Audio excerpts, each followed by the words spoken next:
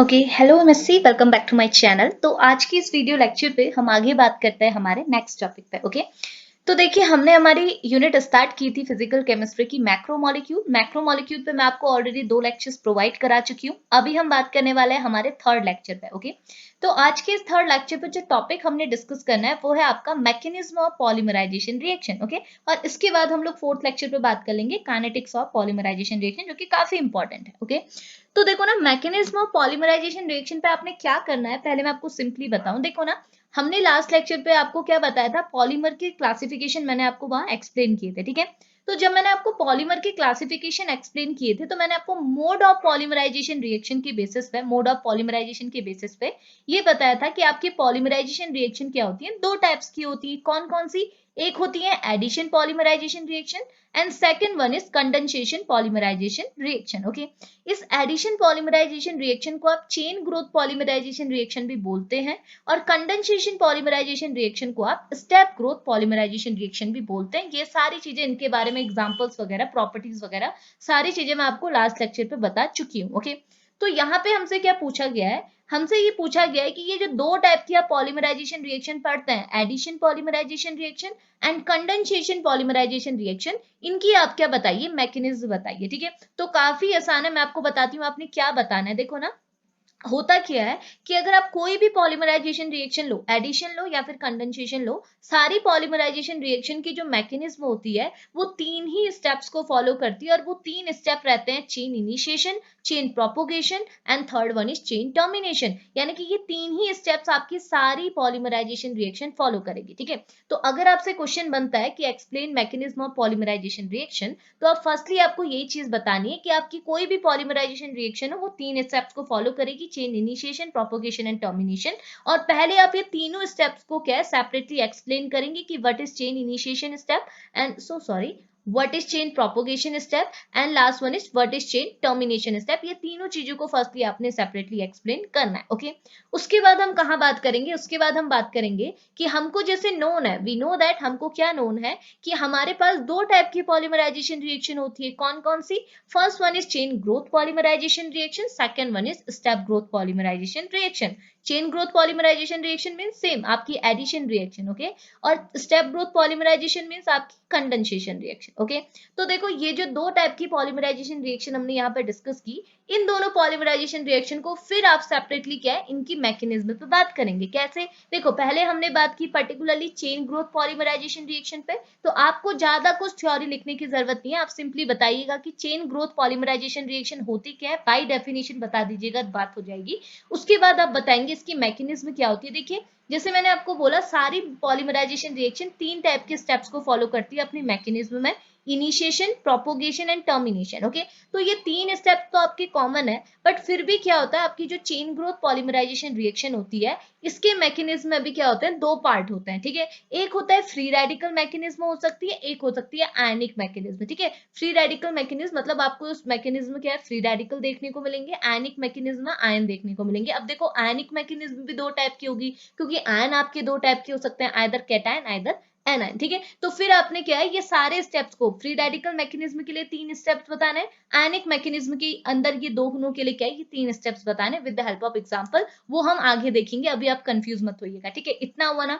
उसके बाद क्या है, सेम चीज आप स्टेप ग्रोथ पॉलीमराइजेशन के लिए करेंगे। जितना लंबा आपका चेन ग्रोथ पॉलीमराइजेशन है, उतना ही छोटा आपका स्टेप ग्रोथ पॉलीमराइजेशन है, क्योंकि देखिए चेन ग्रोथ पॉलीमराइजेशन के केस में क्या है ना, आपको फर्दर टाइप्स पढ़ना है। जैसे मैकेनिज्म में भी आपकी 2 टाइप हो गए, फ्री रेडिकल और आयनिक, फिर आयनिक आपका फर्दर 2 टाइप का हो गया, कैटायनिक एंड एनायनिक। तो यहाँ पे आपको क्या है, थोड़ा सा लेंथी प्रोसीजर देखने को मिलेगा, लेकिन स्टेप ग्रोथ में क्या है, बिल्कुल सा नहीं है, 2-3 स्लाइड में खत्म हो जाएगी बात। इतनी चीज क्लियर आई? तो ये सारी चीजें हमने अभी डिस्कस करनी है। ठीक है, तो मैंने बता दिया क्या हमने पढ़ना है, अब स्टार्ट करते हैं पढ़ना। ठीक है, तो देखो क्या बोल रहा है, तो मैंने जैसे आपको बोला कि हमारी कोई भी पॉलीमराइजेशन रिएक्शन हो वो 3 ही स्टेप्स को फॉलो करेगी। 3 स्टेप है: चेन इनिशिएशन, प्रोपोगेशन, टर्मिनेशन। अब इनिशिएशन, प्रोपोगेशन, टर्मिनेशन का क्या मतलब हुआ, देखो कितना आसान है। हमको पता है पॉलीमराइजेशन रिएक्शन क्या है, एक ऐसी प्रोसेस है, एक ऐसी रिएक्शन है जिसमें आपका पॉलीमर का फॉर्मेशन होता है। पॉलीमर्स क्या होते हैं, देखो ये आपके पॉलीमर हुए, पॉलीमर क्या होता है, जो मोनोमर से बने, यानी कि छोटी छोटी यूनिट्स के कॉम्बिनेशन से जो आपको मिलता है, इसी को तो आप बोलते हैं पॉलीमर। इन छोटी छोटी यूनिट के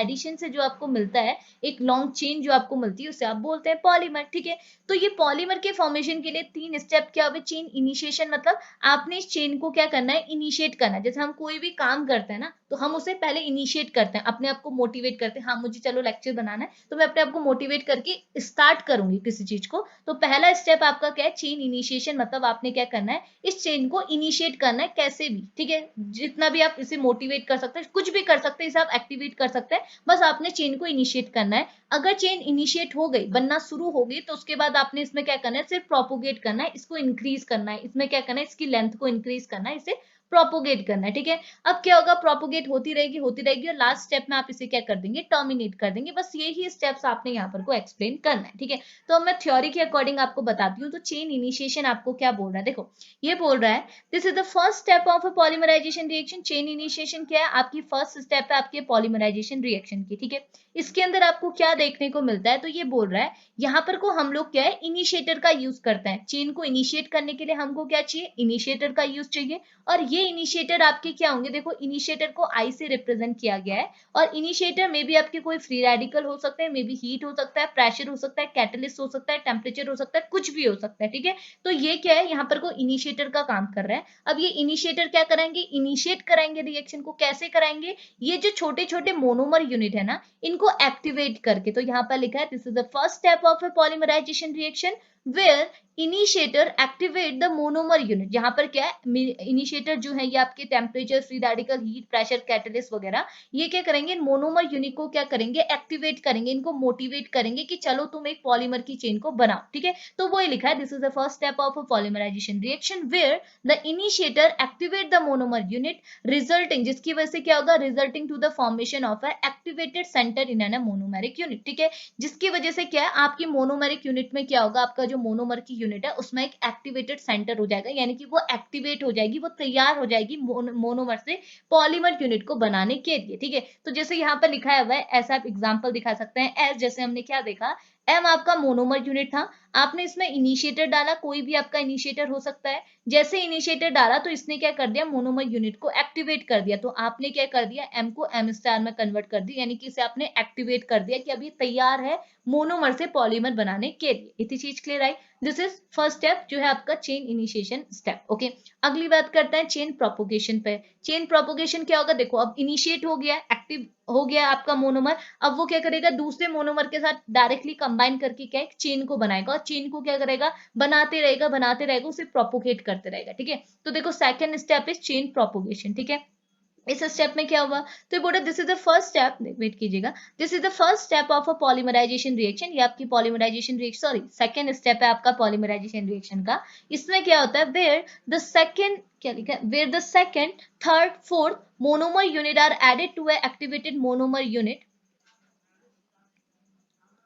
तो देखो क्या लिखा है, ये बोल रहा है this is the second step of a polymerisation reaction. ये आपकी पॉलीमराइजेशन रिएक्शन का सेकंड स्टेप है। इसमें क्या होता है, where the second, third, fourth, fifth, six, seven, nth number के, ठीक है, क्योंकि पहला मोनोमर तो हमने यहाँ पे ले लिया। अब पहले के बाद क्या है, सेकंड है, थर्ड है, फोर्थ है, फिफ्थ है, आते रहे n नंबर तक। ठीक है, तो ये बोल रहा है जिसमें क्या होता है, आपके सेकंड, थर्ड, फोर्थ, फिफ्थ जितने भी मोनोमर यूनिट है वो ऐड होते हैं किसके साथ, एक्टिवेटेड मोनोमर यूनिट के साथ, और लगातार होते रहते हैं, जिसकी वजह से क्या आपको एक लार्ज चेन यूनिट आपको देखने को मिलती है। और उसी चेन यूनिट को तो आप क्या बोलते हैं, पॉलीमर बोलते हैं। तो देखो मोनोमर से कितने डायरेक्टली पॉलीमर बन गया। तो देखो आपका ये एक्टिवेटेड मोनोमर था, इस एक्टिवेटेड मोनोमर अब ये तैयार है मोनोमर से पॉलीमर बनने के लिए। तो अभी अपने आप के साथ, अपने आप को किसके साथ लिंक करेगा, दूसरे मोनोमर के साथ। तो जैसे ही इसे मोनोमर अपने दूसरे मोनोमर के साथ ये लिंक करेगा, तो उसको भी एक्टिवेट कर देगा, उसके साथ भी एक बॉन्ड बना देगा। तो एम एम आपको यहाँ पर को मिल गया। अब ये पूरा सिस्टम, ये जो दो यूनिट आपको पहले तो अकेली यूनिट थी, अब ये दो यूनिट जो बनी ये पूरी की पूरी एक्टिवेट है।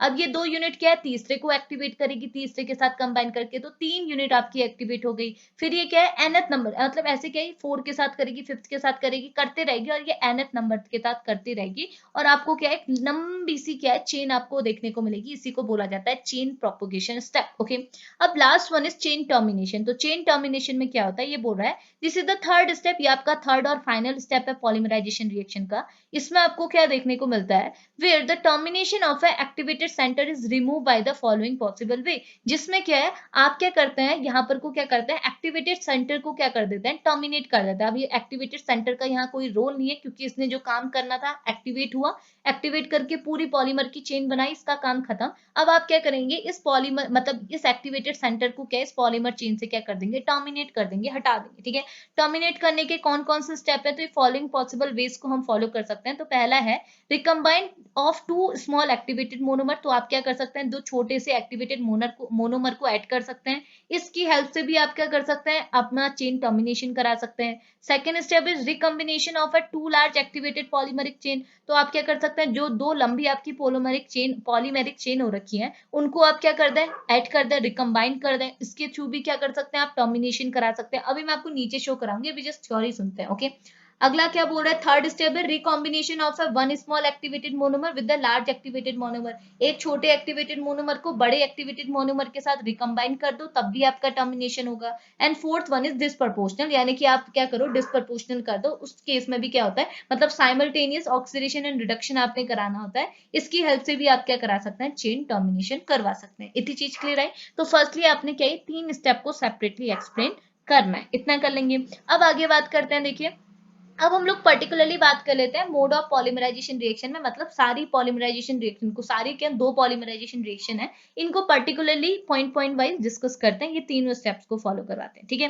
तो स्टार्ट करें, चलिए। ठीक है, अब पहली रिएक्शन है हमारी चेन ग्रोथ पॉलीमराइजेशन रिएक्शन, जैसे आप एडिशन रिएक्शन भी बोलते हैं। ठीक है, तो देखो हमको पता है, पहले हम by definition simply chain growth polymerisation reaction को आप एक्सप्लेन कर दीजिएगा। तो क्या होती है चेन ग्रोथ पॉलीमराइजेशन रिएक्शन, मैं आपको सिंपली बताती हूँ। देखो, चेन ग्रोथ पॉलीमराइजेशन रिएक्शन को आप एडिशन रिएक्शन भी बोलते हैं। क्यों बोलते हैं, क्योंकि इस पॉलीमराइजेशन रिएक्शन में सिर्फ आपको एडिशन देखने को मिलेगा, कोई भी सब्स्टिट्यूशन यहाँ पे आपको देखने को नहीं मिलेगा। इसका मतलब देखो, आपकी पॉलीमराइजेशन रिएक्शन है, आपके नंबर ऑफ मोनोमर यूनिट है, आपको पता है ये नंबर ऑफ मोनोमर यूनिट आपस में ऐड होंगे और एक लॉन्ग चेन का फॉर्मेशन करेंगे। ओके, बट एक्चुअल में होता क्या है, ये लॉन्ग चेन का फॉर्मेशन तो होता है, बट कभी कभार यहाँ पर आपको कोई साइड प्रोडक्ट, जैसे आपका वाटर हो गया, अमोनिया हो गया, अल्कोहल हो गया, इनका आप क्या है, एलिमिनेशन भी देखते हैं। ओके, किसी रिएक्शन में ऐसा होता है, किसी रिएक्शन में नहीं होता। समझ में आ रहा? तो आपकी जो ये चेन ग्रोथ पॉलीमराइजेशन रिएक्शन है, इसमें क्या होता है, आपके जस्ट मोनोमर यूनिट आपस में ऐड होते हैं और पॉलीमर का फॉर्मेशन करते हैं। क्योंकि ये एक टाइप की एडिशन रिएक्शन है,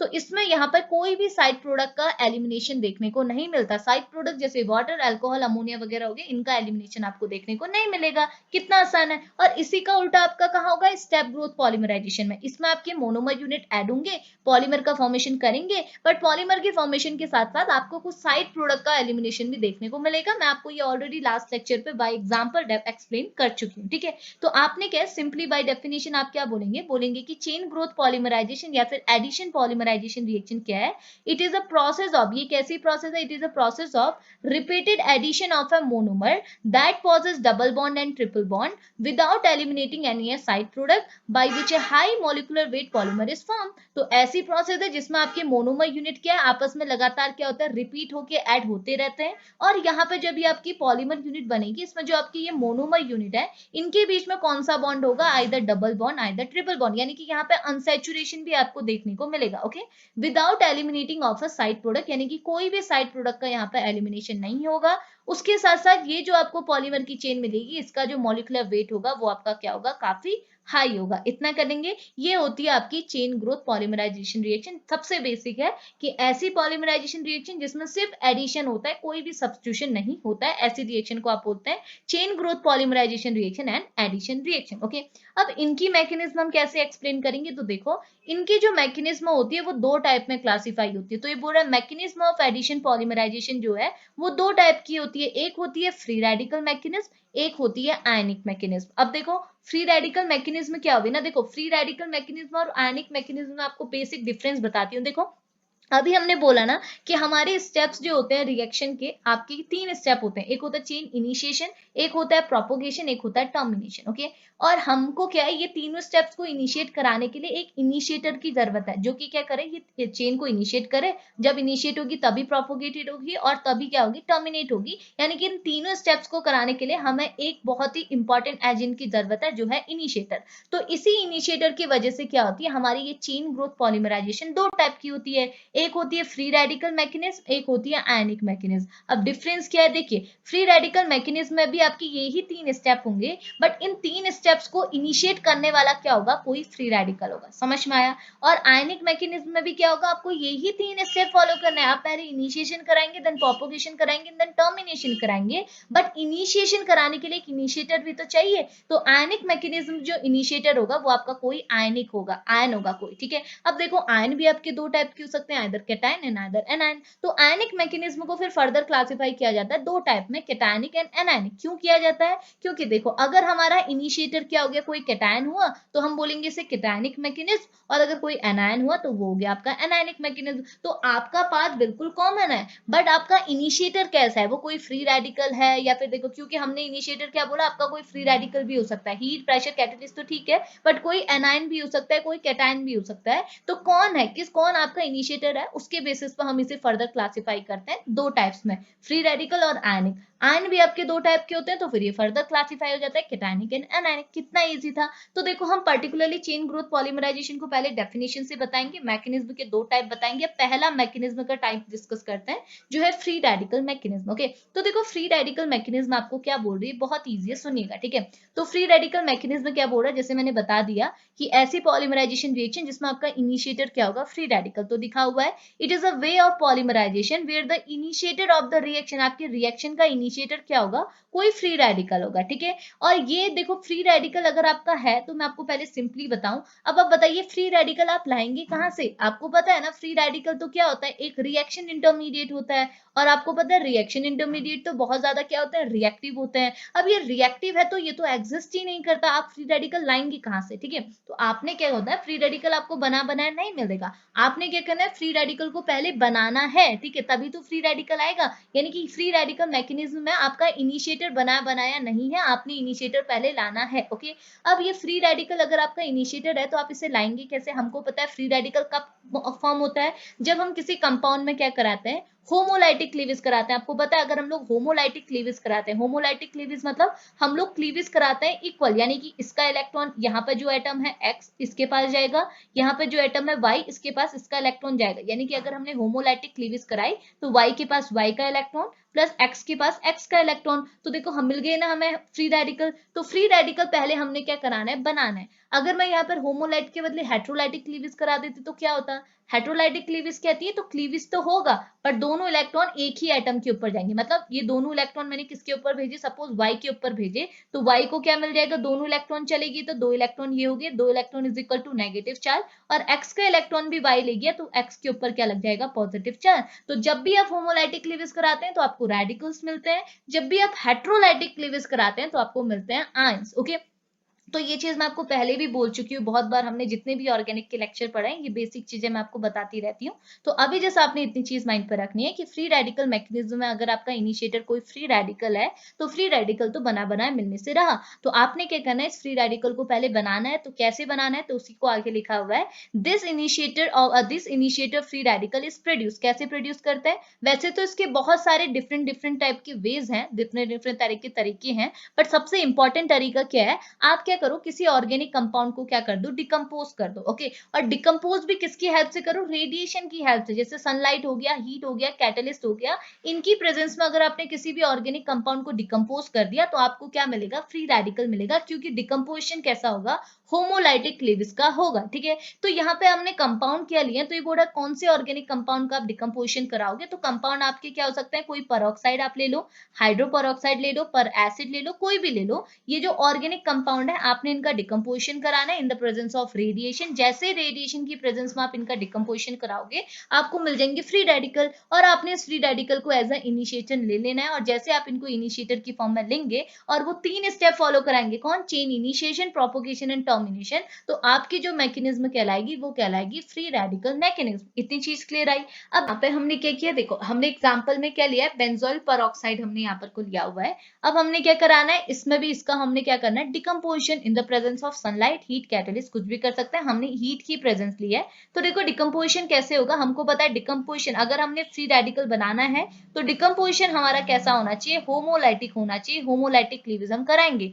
होमोलाइटिक क्लीवेज मैंने बता दिया, आपके ऑक्सीजन के पास, देखो ऑक्सीजन के पास एक फ्री आपका इलेक्ट्रॉन है, दूसरे ऑक्सीजन के पास भी इलेक्ट्रॉन, और इलेक्ट्रॉन की शेयरिंग की वजह से इन्होंने क्या है, एक बॉन्ड क्रिएट किया हुआ है। तो होमोलाइटिक क्लीवेज ऐसा बोलेगी कि चलो तुम यहां से हम क्या करेंगे, बॉन्ड को इक्वली तोड़ेंगे। अपना इलेक्ट्रॉन ऑक्सीजन तुम अपने पास रखो, अपना इलेक्ट्रॉन तुम ऑक्सीजन अपने पास रखो। तो जैसे यहाँ पर को बॉन्ड की क्लीवेज होगी, दोनों इलेक्ट्रॉन यानी कि पहले वाले ऑक्सीजन का इलेक्ट्रॉन पहले वाले ऑक्सीजन के पास रहेगा, दूसरे वाले ऑक्सीजन का इलेक्ट्रॉन दूसरे वाले ऑक्सीजन के पास रहेगा, तो आपको फ्री रेडिकल ऑब्टेन हो जाएंगे। तो देखो हमको यहाँ पर फ्री रेडिकल ऑब्टेन हो गए, यानी कि benzene C double bond O O free radical आपको यहाँ पर को ऑब्टेन हो गया। इसकी कितनी यूनिट आपको यहाँ पर मिली, 2 यूनिट आपको यहाँ पर मिली। तो ये बन गया हमारा फ्री रेडिकल, जो कि यहाँ पर को क्या है, एक इनिशिएटर की तरह एक्ट कर रहा है। तो हमने नीचे लिखा हुआ है इन एग्जाम्पल, हमने क्या देखा एग्जाम्पल में, हमने बेंजोइल पेरोक्साइड के हमने यहाँ पर को डिकम्पोजिशन कराए in the presence of sunlight या फिर हीट आप ले सकते हैं, जिसकी वजह से हमको फ्री रेडिकल मिला, जो कि एज अ इनिशिएटर की तरह एक्ट करेगा। ओके, अब इसको हम एज ए इनिशिएटर की तरह लेते हुए अपने 3 स्टेप्स को फॉलो कराते हैं। तो यहाँ पर लिखा है now the following 3 common steps हमारे क्या है, पहला है चेन इनिशिएशन, ये स्टेप लिखना भूल गई थी तो लिख दिया चेन इनिशिएशन। इसके बाद है chain propagation and then lastly आपका चेन टर्मिनेशन। तो देखो चेन इनिशिएशन में आप क्या करेंगे, कुछ नहीं करना, आपने क्या करना है, अपना इनिशिएटर लिया और आपने क्या कर दिया, आपका जो मोनोमर है, अब आप बोलेंगे यहाँ पर हमने विनाइल क्लोराइड को एज अ मोनोमर क्यों लिया, क्योंकि देखो हमने जो अब यहाँ पर को जो हमने प्रोसेस कर रहा है पॉलीमराइजेशन रिएक्शन की, वो किस पॉलीमर के फॉर्मेशन की प्रोसेस कर रहे हैं, वो है पीवीसी यानी कि पॉलीविनाइल क्लोराइड की हम लोग फॉर्मेशन करा रहे हैं। तो अगर हमारा पॉलीमर पॉलीविनाइल क्लोराइड है, पीवीसी है, तो इसका मोनोमर क्या होता है, आपका विनाइल क्लोराइड होता है। तो हमने क्या कर दिया, यहाँ पर को वीसी यानी कि विनाइल क्लोराइड को एज अ मोनोमर यूनिट लिया है। जब नंबर ऑफ विनाइल क्लोराइड आपके ऐड होंगे तो क्या लग जाएगा आगे, पॉली, तो बन जाएगा पीवीसी यानी कि पॉलीविनाइल क्लोराइड। तो हमारा जो मोनोमर यूनिट है इस वाले एग्जांपल पे वो है विनाइल क्लोराइड। इसमें क्या हम आगे तक विनाइल क्लोराइड का एग्जांपल लेते हुए चल रहे हैं एज अ मोनोमर। ओके, उसके बाद जो पॉलीमर बनेगा वो होगा आपका पीवीसी। ठीक है, तो देखो चेन इनिशिएशन में आपने क्या करना है, आपने अपना इनिशिएटर लिया, इनिशिएटर मतलब आपका जो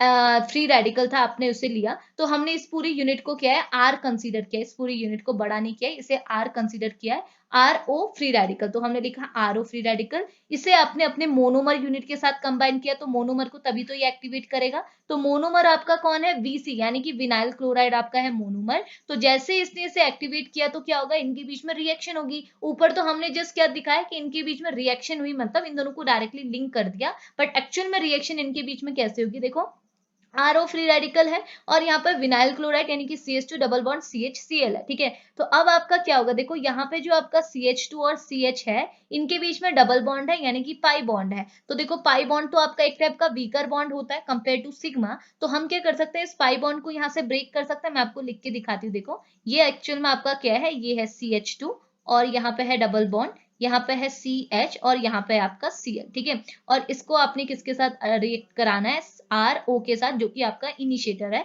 तो यहाँ पे क्या हुआ, देखिए यहाँ पे कुछ ऐसा हुआ कि आपको पता है यहाँ पे आपको क्या इन दोनों के बीच में रिएक्शन करानी है। तो रिएक्शन कैसे करानी होगी, अगर ये फ्री रेडिकल है तो फ्री रेडिकल को किसी के साथ रिएक्ट कराना है तो दूसरा भी क्या होना चाहिए, फ्री रेडिकल। तो आपने यहाँ पर को फ्री रेडिकल ही जनरेट करना पड़ेगा। ठीक है, तभी रिएक्शन होगी, वरना फ्री रेडिकल कैसे रिएक्ट करेगा। ठीक है, तो सोचने वाली बात है ना, पॉजिटिव किसके साथ रिएक्ट कर सकता है, नेगेटिव के साथ रिएक्ट कर सकता है, नेगेटिव किसके साथ रिएक्ट कर सकता है, पॉजिटिव के साथ रिएक्ट कर सकता है। तो सिमिलरली फ्री रेडिकल को किसके साथ रिएक्ट करना होता है, फ्री रेडिकल के साथ, क्योंकि पॉजिटिव तो क्या है, पॉजिटिव की भाई इलेक्ट्रॉन की डेफिशिएंसी है तो वो इलेक्ट्रॉन रिच के पास जाएगा, अगर इलेक्ट्रॉन रिच है तो वो इलेक्ट्रॉन डेफिशिएंट के पास जाएगा। फ्री रेडिकल है तो वो किसके पास जाता है, फ्री रेडिकल के पास पास जाता है। तो देखो यहाँ हमने फ्री रेडिकल क्रिएट करना है तो कोई ना कोई बॉन्ड को तोड़ना होगा। कैसे तोड़ना होगा? फ्री रेडिकल कैसे जनरेट होता है? जब आप होमोलाइटिक क्लीवेज कराते हैं, ठीक है। तो होमोलाइटिक क्लीवेज करानी है तो देखो आपके पास सारे सिग्मा बॉन्ड, और सिग्मा बॉन्ड एक टाइप के स्ट्रॉन्ग बॉन्ड है। एक ही अकेला बेचारा पाई बॉन्ड है जो कि कार्बन और कार्बन के बीच में प्रेजेंट है, जो कि एक टाइप का क्या होता है? वीकर बॉन्ड होता है। तो हम क्या कर सकते हैं? यहाँ से इस पाई बॉन्ड को तोड़ सकते हैं, ठीक है। तो पाई बॉन्ड कैसे तोड़ेंगे? देखो इस कार्बन के बीच में और इस कार्बन के बीच में ये पाई बॉन्ड बना है, 2 इलेक्ट्रॉन है। अब हमने फ्री रेडिकल जनरेट करना है तो इसमें हम होमोलाइटिक क्लीवेज कराएंगे, यानी कि इक्वल क्लीवेज कराएंगे। जिसका इलेक्ट्रॉन है उस एटम को देंगे। तो देखो क्लीवेज मैंने यहाँ से कराई तो देखो कार्बन का इलेक्ट्रॉन कार्बन के पास जाएगा, इस कार्बन का इलेक्ट्रॉन इस कार्बन के पास जाएगा। अब देखो अगर यहाँ पर कुछ ऐसी स्पीसीज आपको ऑब्टेन हो गई तो अब आप क्या कर सकते हैं? ये इलेक्ट्रॉन, ये फ्री इलेक्ट्रॉन जाके यहाँ अप्रोच कर सकता है ना। क्यों करेगा? क्योंकि देखो ये आपका एक टाइप का इंटरमीडिएट है, बहुत ज्यादा रिएक्टिव होता है फ्री रेडिकल। इसे क्या चाहिए? तुरंत एक दूसरा फ्री रेडिकल चाहिए अपने आप को रिएक्ट करने के लिए। कैसे? देखो इसके पास एक इलेक्ट्रॉन है, जब इसे दूसरा इलेक्ट्रॉन मिलेगा तो ये दोनों कंबाइन करके एक बॉन्ड क्रिएट कर देंगे। तो वही चीज आपने करनी है। ऑक्सीजन के पास एक फ्री रेडिकल है, कार्बन के पास एक फ्री रेडिकल है, तो ये दोनों क्या बोलेंगे? बोलेगा मेरे पास एक इलेक्ट्रॉन है फ्री, मेरे पास भी एक इलेक्ट्रॉन है, तो हम दोनों क्या करते हैं? इसे कंबाइन करके एक बॉन्ड क्रिएट कर देते हैं। 2 इलेक्ट्रॉन मिलके तो एक बॉन्ड बनता है। तो ये ऑक्सीजन और कार्बन के बीच में क्या है? आपको एक नया बॉन्ड देखने को मिलेगा और दूसरे वाले कार्बन पे एक रेडिकल जनरेट हो जाएगा। तो देखो आपने जैसे रिएक्शन की तो आपको क्या मिला? आर ओ, और ओ ने किसके साथ बॉन्ड बनाया? नेक्स्ट वाले कार्बन के साथ। कार्बन के पास है CH2 और उसके नेक्स्ट वाले कार्बन के पास क्या बन गया? फ्री रेडिकल, यानी कि CH फ्री रेडिकल, और साथ में क्या हो गया? Cl। तो यहाँ पे आपने क्या कर दिया? रिएक्शन को इनिशिएट कर दिया, चेन को इनिशिएट कर दिया। किसकी हेल्प से? इनिशिएटर की हेल्प से। इतना कर लेंगे ना, हुआ ना। आपको यहाँ पर को क्या है? इनिशिएटर की हेल्प से आपने क्या है? अपने मोनोमर यूनिट के साथ रिएक्शन कराई और आपको ये प्रोडक्ट यहाँ पर को ऑब्टेन हो गया, ठीक है। अब ये आपको एक मोनोमर यूनिट मिली है। अब आपने क्या करना है? ये तो इनिशिएशन था। अब आप इसे क्या करेंगे? प्रोपोगेट करेंगे, यानी कि ये ही यूनिट को आप बार बार क्या करेंगे? रिपीट करेंगे। तो प्रोपोगेशन में क्या हुआ? देखो वो थ्योरी तो आप पढ़ लेंगे ना, जो हमने ऊपर थ्योरी लिखी है एज इट इज आपने यहाँ पर को देखने को मिलेगी, ठीक है। तो प्रोपोगेशन के स्टेप में क्या हुआ? देखो आपने यही वाली यूनिट को उठाया, ये उठाया आपने ROCH2 CH free radical Cl, ठीक है। आपने एज इट इज उठाया। अब आपने इसे क्या किया? अब दूसरे मोनोमर के साथ, दूसरा मोनोमर आपका क्या है? वही है, विनाइल क्लोराइड है। आपने अगेन इसे क्या है? विनाइल क्लोराइड के साथ रिएक्ट किया। अब ये कैसे रिएक्ट करेगा? देखो इसके पास भी फ्री रेडिकल है, अब यहाँ भी ये फ्री रेडिकल जनरेट करने को मांगेगा। तो पाई बॉन्ड आपने तोड़ा, एक फ्री रेडिकल इस कार्बन के पास, एक फ्री रेडिकल इसके पास। अब ये दोनों फ्री रेडिकल आपस में कंबाइंड होंगे, बॉन्ड क्रिएट करेंगे, तो आपको क्या मिलेगा? ROCH2। देखो ROCH2, CH मिला, CH के साथ मिला Cl, CH ने एक नया बॉन्ड बनाया CH2 के साथ, उसके साथ मिला आपको CH फ्री रेडिकल Cl। अब ये दोबारा क्या करेगा? देखो इसको आप दोबारा से रिएक्ट करा सकते हैं दूसरा मोनोमर मतलब एक नए मोनोमर के साथ। आपने क्या करना है? नंबर ऑफ मोनोमर को आपस में लिंक कराना है, चेन को क्या करना है? प्रोपोगेट करना है। समझ में आ रहा है? जैसे हमने ऊपर किया। अब आपने क्या किया? वापस से ये वाला विनाइल क्लोराइड लिया, दूसरा विनाइल क्लोराइड मतलब एक नया मोनोमर उठाया, ठीक है।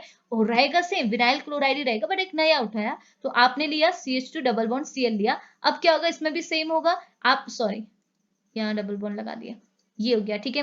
तो आपने क्या किया? अगेन क्या किया? इस बॉन्ड को तोड़ा, इसको क्लीव किया, तो एक फ्री रेडिकल इसके पास, एक फ्री रेडिकल इसके पास, ये बॉन्ड टूटा, ठीक है। ये फ्री रेडिकल इसका, ये इसके साथ। अब ये इसके साथ अप्रोच करेगा, तो जैसे अप्रोच, यार ये CH2, ठीक है। तो जैसे ये अप्रोच करेगा तो आपको नई यूनिट क्या मिलेगी? RO।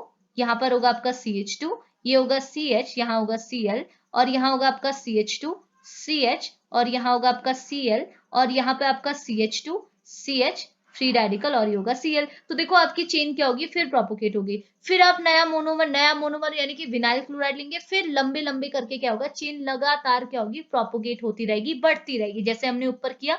देखो सेम है ना, एज इट इज है। आपने इनिशिएटर को लिया, इनिशिएटर को रिएक्ट कराया मोनोमर के साथ, जो कि आपका क्या है? Vinyl chloride. जैसे रिएक्ट किया तो आपको ये यूनिट मिली। अब इस यूनिट को आपने दोबारा किसके साथ रिएक्ट कराया? आपके उसी मोनोमर के साथ। आपने वापस से मोनोमर लिया, फिर आपको चेन आपकी प्रोपोगेट हुई, ठीक है, चेन आपकी बढ़ी, फिर आपने दोबारा मोनोमर लिया। आप ऐसा करते रहेंगे जब तक आपको चेन को क्या करना है? प्रोपोगेट करना है। इतना कर लेंगे। अब क्या होगा? लास्ट स्टेप होगा, चेन प्रोपोगेशन हुई, अब लास्ट स्टेप है चेन टर्मिनेशन। इस चेन टर्मिनेशन में आप क्या करते हैं? अपना जो फ्री रेडिकल होता है उसे आप टर्मिनेट कर देते हैं। तो सेम चीज लिखा है, it is the third and the final step of polymerisation reaction where the termination of free radical after the propagation is takes place। यानी कि आप क्या करते हैं, आफ्टर प्रोपोगेशन आपने प्रोपोगेशन करा दिया, अब जो आपके ये फ्री रेडिकल बचे इनको आप टर्मिनेट कर देते हैं, ठीक है। मतलब कि टर्मिनेट कर देते हैं, मतलब देखो अभी तक हम लोग क्या कर रहे थे, जब भी जितना हमने प्रोपोगेशन कराया तो प्रोपोगेशन के टाइम पे जैसे हम लोग इनिशिएटर, जो हमने इनिशिएटर लिया उसे हमने मोनोमर के साथ लिंक किया तो हमको एक नया फ्री रेडिकल मिल गया, फिर उसे आपने मोनोमर के साथ लिंक किया, एक नया फ्री रेडिकल। देखो आपको हर स्टेप में क्या है, फ्री रेडिकल मिलते ही जा रहा है, लगातार फ्री रेडिकल मिलते जा रहा है, ठीक है। देखो आपने इसको, देखो यहाँ फ्री रेडिकल था, ठीक है, ये आपका इनिशिएटर के साथ फ्री रेडिकल था, इसे आपने मोनोमर के साथ लिंक किया तो आपको एक नया फ्री रेडिकल मिला ये, ठीक है। फिर आपने इसे एक नए मोनोमर के साथ लिंक किया तो आपको नया फ्री रेडिकल मिला, तो आपको क्या होगा, प्रोपोगेशन के स्टेप में फ्री रेडिकल मिलते ही चला जाएगा, ठीक है। अब लास्ट में जो टर्मिनेशन स्टेप में आप इसे टर्मिनेट कर देंगे, किसको टर्मिनेट करेंगे, जो ये फ्री रेडिकल इंड है ना इसे टर्मिनेट कर देंगे, यानी कि फ्री रेडिकल है तो वो आपकी क्या होगी, इनएक्टिव स्पीसीज होगी, उसे आप एक्टिव में, मतलब इनएक्टिव मतलब रिएक्टिव स्पीसीज होगी, उसे आप क्या कर देंगे, अनरिएक्टिव, यानी कि उसे एक प्रॉपर, उसमें क्या होगा आप बोल सकते हैं सिंपली, इसमें क्या करेंगे आप, जस्ट क्या करेंगे अपने फ्री रेडिकल को टर्मिनेट कर देंगे, ठीक है। तो अब क्या होगा, देखो इसमें क्या बोल रहे हैं, जैसे मैंने आपको पहले भी बताया आपके पास डिफरेंट टाइप के वेज होते हैं कि आप टर्मिनेट कैसे करें। तो मैंने आपको क्या बोल रहा था, एक तो आप ये कर सकते हैं कि दो स्मॉल एक्टिव मोनोमर्स को आपस में कंबाइन कर सकते हैं, ठीक है। देखो यहाँ पर लिखा है, आप क्या कर सकते हैं, कैसे टर्मिनेशन करा सकते हैं, बाय द रिकॉम्बिनेशन, आप दो जो आपके एक्टिवेटेड मोनोमर है, स्मॉल जो एक्टिवेटेड मोनोमर है उनको रिकम्बाइन कर दो। अगर वो रिकम्बाइन हो जाएंगे तो आपका क्या होगा, देखो दोनों ही आपके क्या होंगे, एक्टिवेटेड मोनोमर है तो आपके एक्टिवेटेड मोनोमर के बाद फ्री रेडिकल होंगे, जैसे ये कंबाइन करेंगे तो आपके कंपाउंड जो आपको रिकॉम्बिनेशन के बाद ऑब्टेन होगा उसके पास कोई भी फ्री रेडिकल नहीं होगा क्योंकि उससे फ्री रेडिकल टर्मिनेट हो जाएगा, ओके। अगला है दूसरा स्टेप ये है कि आप क्या कर सकते हैं, एक तो दो बड़े बड़े क्या है पॉलीमर चेन को जिसमें फ्री रेडिकल है उनको रिकम्बाइन कर दो, पहले छोटे को किया अब आप बड़े को कर रहे हैं। तीसरा स्टेप है कि एक बड़ा ले लो एक छोटा ले लो, इनको रिकम्बाइन कर दो, कैसे भी आपने रिकम्बाइन करना है, रिकम्बाइन करेंगे तो दो फ्री रेडिकल जब रिकम्बाइन होंगे तो फ्री रेडिकल टर्मिनेट हो जाएंगे क्योंकि वो बॉन्ड में कन्वर्ट हो जाएंगे, okay. Last one is disproportional. Disproportional में क्या होता है, आप साइमल्टेनियसली ऑक्सीडेशन एंड रिडक्शन करवाते हैं, ठीक है। तो यहाँ पे हमने जो किया हुआ है वो है आपका कौन सा, इस पे हमने क्या लिखा है, recombination of a two small free radical, हमने क्या दो स्मॉल फ्री रेडिकल को रिकम्बाइन कर दिया। कौन से फ्री रेडिकल, देखो एक तो देखो यहाँ तक मैंने ये कराया नहीं था, ये मैंने आपको समझाने के लिए लिखा हुआ है, ठीक है। आप इतना ही कीजिएगा क्योंकि इसी अकॉर्डिंग मैंने नीचे का एग्जाम्पल लिखा हुआ है ना, तब ठीक है, वरना आप नीचे का भी लिख सकते हैं, कोई इश्यू नहीं है, ठीक है। तो देखो हमने ये चीज की थी ना, प्रोपोगेशन जब हमने किया तो हमको ये एज एंड प्रोडक्ट हमने इसे कंसीडर किया, इसके बाद भी होगा, इसके बाद भी आपको नया फ्री रेडिकल मिलेगा, बट हमने इसे as a end product consider किया, ठीक है। तो इसी के रिस्पेक्ट में बात करें तो देखो एक ये फ्री रेडिकल आपको मिला, एक मैं ऊपर से फ्री रेडिकल ले लेती हूँ, देखो एक फ्री रेडिकल जो हमको यहाँ से ऑब्टेन हुआ, ठीक है, एक फ्री रेडिकल यहाँ ऑब्टेन हुआ यानी कि इनिशिएटर, एक हमको यहाँ ऑब्टेन हुआ, तो हम क्या कर सकते हैं, इन दोनों को रिएक्ट कर सकते हैं। तो देखो मैंने एक ये वाली यूनिट ले ली, एक ऊपर से OR ले लिया, इन दोनों को अगर मैं कंबाइन कर दूंगी तो देखो ये दोनों तो डायरेक्टली कंबाइन होंगे, दोनों क्या है आपके फ्री रेडिकल है, कंबाइन होंगे तो अब आपको देखो यहाँ कोई भी फ्री रेडिकल नहीं मिला, क्यों नहीं मिला, क्योंकि हमने फ्री रेडिकल को क्या कर दिया, टर्मिनेट कर दिया। आसान था ना, बस आपने लास्ट स्टेप में फ्री रेडिकल को टर्मिनेट करना है क्योंकि फ्री रेडिकल तो हटाना पड़ेगा ना, फ्री रेडिकल तो आपकी क्या होती है, इनएक्टिव स्पीसीज होती है, तो इनएक्टिव स्पीसीज तो एग्जिस्ट ही नहीं करती, तो उसको हटाने के लिए हमने क्या करना है, लास्ट स्टेप में टर्मिनेशन कराना है। और टर्मिनेशन के लिए आप लिख सकते हैं, आपके पास वेरियस वेज हैं, आप सेम चीज को यहाँ रिपीट कर सकते हैं, बट टाइम लिमिट भी रहती है, आपने एक बार ऊपर लिख लिया तो वापस से मत लिखिएगा। आपने जैसे यहाँ पर को बोल दिया recombination of a two small group रेडियाई को आपने रिकम्बाइन किया, तो रिकम्बाइन करके ऑब्वियस सी बात है दो रेडियाई कंबाइन करेंगे तो आपको क्या मिलेगा, एक बॉन्ड का क्रिएशन देखने को मिलेगा जिसकी वजह से आपको ये स्पीसीज यहाँ पर ऑब्टेन हो गई। बस इतनी चीज आपने बताना है, कौन से स्टेप में, आपके पॉलीमराइजेशन की मैकेनिज्म और कौन सी polymerization reaction particularly chain growth के अंदर फ्री रेडिकल मैकेनिज्म है, इतनी चीज कर लेंगे, आसान था ना। इसके बाद हम बात कर लेते हैं, अब आयनिक की बात कर लेते हैं। तो देखो अब आयनिक पॉलीमराइजेशन के केस में क्या होगा, तो देखो बिल्कुल आपका एज इट इज रहेगा जैसे आपने रेडिकल के केस में पढ़ा था। इसमें क्या होगा सुनिएगा, ये बोल रहा है आयनिक पॉलीमराइजेशन के केस में क्या होगा, जो आपके इनिशिएटर्स होंगे वो क्या होंगे, आयंस होंगे, ठीक है। बट देखो ना आयंस तो आपके दो टाइप के हो सकते हैं, कैटायन भी हो सकते हैं, एनायन भी हो सकता है। तो जैसे मैंने आपको पहले भी बोला कि आयंस के दो टाइप्स के बेसिस पे जो आपकी ये आयनिक मैकेनिज्म होती है इसे आप फर्दर क्लासिफाई करते हैं कितने कितने टाइप्स में, 2 टाइप्स में, एक होता है कैटायनिक मैकेनिज्म, एक होता है एनायनिक मैकेनिज्म। तो हम इन दोनों को सेपरेटली डिस्कस करेंगे। सेपरेटली डिस्कस करेंगे मतलब देखो हमने बोला आयनिक मैकेनिज्म में जो आपके इनिशिएटर्स होते हैं वो आपके क्या होने चाहिए, आयन होने चाहिए। अब देखो अगर आपका आयन क्या हुआ, कैटायन हुआ, तो आप उसे बोलेंगे कैटायनिक मैकेनिज्म। और इस कैटायन को एज ए इनिशिएटर यूज करते हुए आपने वो तीनों स्टेप्स को फॉलो करना है। 3 स्टेप कौन, initiation, propagation and termination. Okay, similarly आप एक एग्जांपल ऐसा लेंगे जहां पे आपका जो आयन है वो आपका क्या होगा, एनायन होगा। और इस एनायन को एज ए इनिशिएटर यूज करते हुए आपने क्या है, अगेन 3 स्टेप्स को फॉलो कराना होगा। कौन कौन से step, initiation, termination and initiation, propagation and termination. ठीक है, तो मैं आपको सिंपली आगे लेके चलती हूँ। तो देखो क्या बोल रहा है, हाँ इसमें एक और चीज, ये चीज भी बोली गई है कि जैसे आपको मालूम है ना कि जैसे मैंने आपको पहले भी बोला कि आपके जो रेडिकल्स होते हैं वो आपके क्या होते हैं, इंटरमीडिएट होता है। इंटरमीडिएट है वो आपके हाईली रिएक्टिव है। तो आपके क्या है, फ्री रेडिकल क्या होता है, आपके बने बनाए तो आपको मिलेंगे नहीं, आपको क्या करना होगा, फ्री रेडिकल को बनाना होगा। तो मैंने बताया था कैसे बनाना होगा, आपने बस क्या करना है, डिकम्पोजिशन कराना है, या फिर आप बोल सकते हैं आपने होमोलाइटिक क्लीवेज करानी है।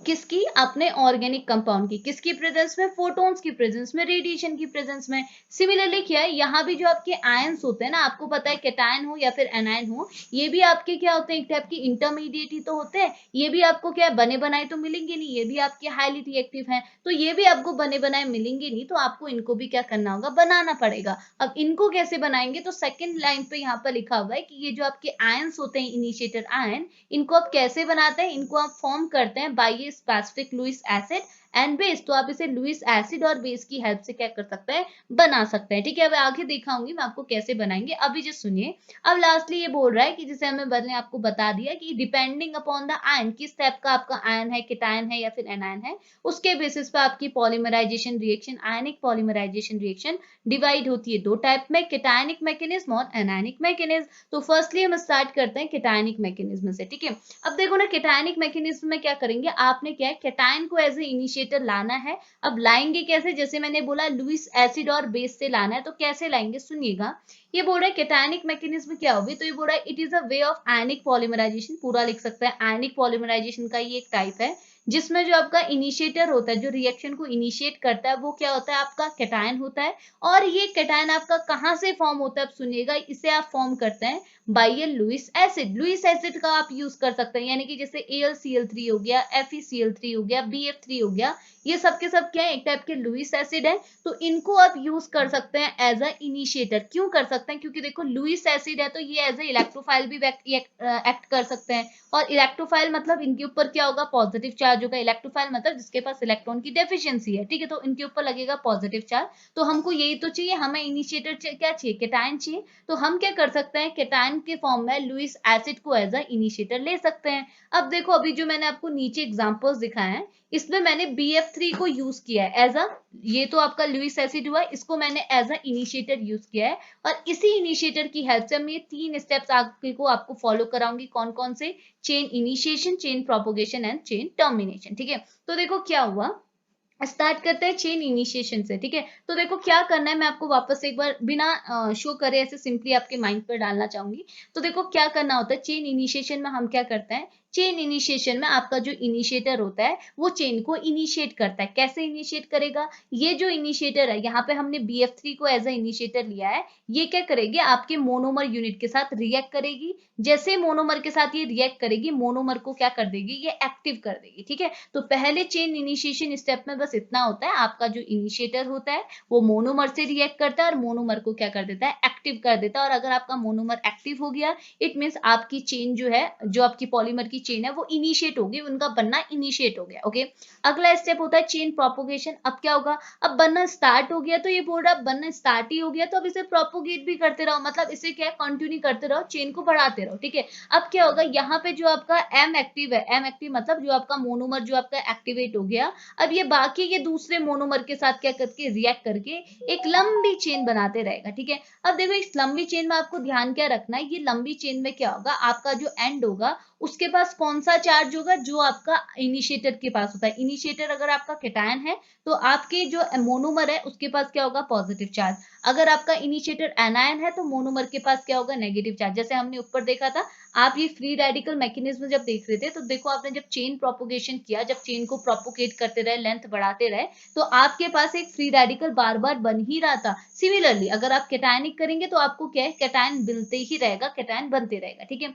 अब लास्ट स्टेप में क्या होगा, चेन टर्मिनेशन। चेन टर्मिनेशन में क्या होगा, बस हमने क्या करना है, टर्मिनेट करना है। किसको, चेन को। चेन में मतलब हमारा अगर कैटायनिक मैकेनिज्म है तो हम लोग कैटायन को टर्मिनेट करेंगे, फ्री रेडिकल था तो हमने फ्री रेडिकल को टर्मिनेट कर दिया। टर्मिनेट कर दिया मतलब हटा दिया, कैसे भी हटाएंगे, क्योंकि हमको पता है फ्री रेडिकल तो बनेगा ही बनेगा, चाहे आप लेंथ को कितना भी इंक्रीज करो, चेन को कितना भी बनाओ, क्या होगा, फ्री रेडिकल बनेगा, नीचे कैटायन बनेगा, उसके नीचे एनायन बनेगा। इतनी चीज क्लियर है ना। तो देखो मैं आपको रिएक्शन के थ्रू, एग्जांपल के थ्रू बताती हूँ। देखो पहला स्टेप है चेन इनिशिएशन, ठीक है। तो चेन इनिशिएशन में क्या हुआ, देखो चेन इनिशिएशन में क्या हुआ, तो ये बोल रहा है this is the first step of catalytic polymerisation reaction. ये आपका कैटायनिक पॉलीमराइजेशन रिएक्शन की पहली स्टेप है।